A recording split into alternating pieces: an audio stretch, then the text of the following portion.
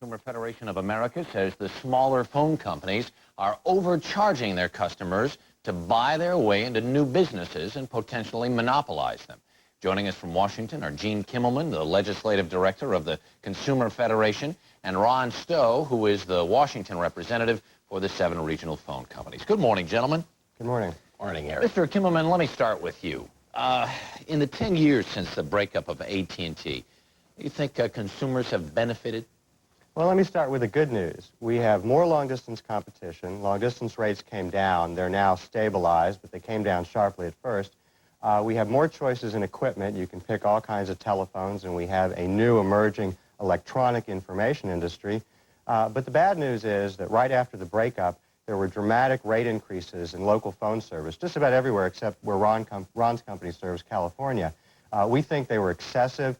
Those rates have remained inflated. And our estimates are that we could have today's network, state-of-the-art, we could have reasonable earnings for the bells, and consumers could have saved about $30 billion over that period of time. So the problem is with the local phone service. It's still a monopoly, and the prices are too high, despite regulators' efforts to keep them down. It just hasn't worked well. Mr. Stowe, Mr. Kimmelman says you're the bad guys. $30 billion? Well, you know, I had a chance to read Gene's report that was issued yesterday, and there are 2 things that are really striking about it. One is it's clearly a political document designed for Washington consumption. And in Washington, if you don't inflate numbers and if you don't exaggerate things, it unfortunately doesn't have much of an impact anymore. Let me tell you 2 facts that really are important out in people's pocketbooks in the country where people are buying and using these services. One, our cost for our service has come down $1.1 billion since the breakup of AT&T. That's savings in consumers' pocketbooks. Second point is if for $8.35, less than the cost of a pizza, you get a full month of unrestricted telephone service. That's good for consumers. That's not bad news. That's a wonderful development. Service quality is high and the price is low. Mr. Kimmelman, that doesn't sound like such a bad deal after all in this day and age when a lot of things, frankly, don't work too well. Well, I don't know where he gets his phone service for that price. That's not what the Bureau of Labor Statistics numbers show. Our numbers I'll give you a contract, Gene. I'll give you a contract for service for a whole month right now.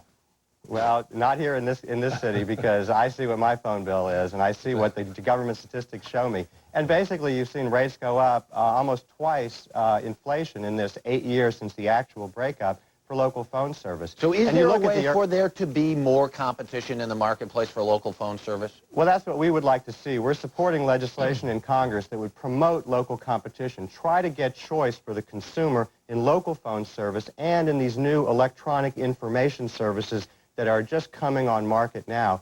And we think that's the way to go. We think the local phone company has a track record of discriminating against competitors, and the last 8 years show that in case after case, and trying to overcharge for their local monopoly phone service. And as these local phone companies go into new businesses, what's your fear? Well, our fear is they're going to do what we've seen them do in the last 8 years. We have examples of almost every month some breach of a regulatory rule or some anti-competitive finding in either the courts or in the regulatory bodies. We think that's a terrible track record for them to be dominating these new information markets. And Mr. Stowe, you've got to give me a couple of seconds of reason why that's not such a bad deal. Let me tell you, we have 100,000 people who have worked in the area in each of the regions in the country. Those people want to apply their creativity, their outstanding integrity, their records of quality service to new services for the American public. When we come back, I'd love to tell you some examples of the new kinds of things that we want to let people do.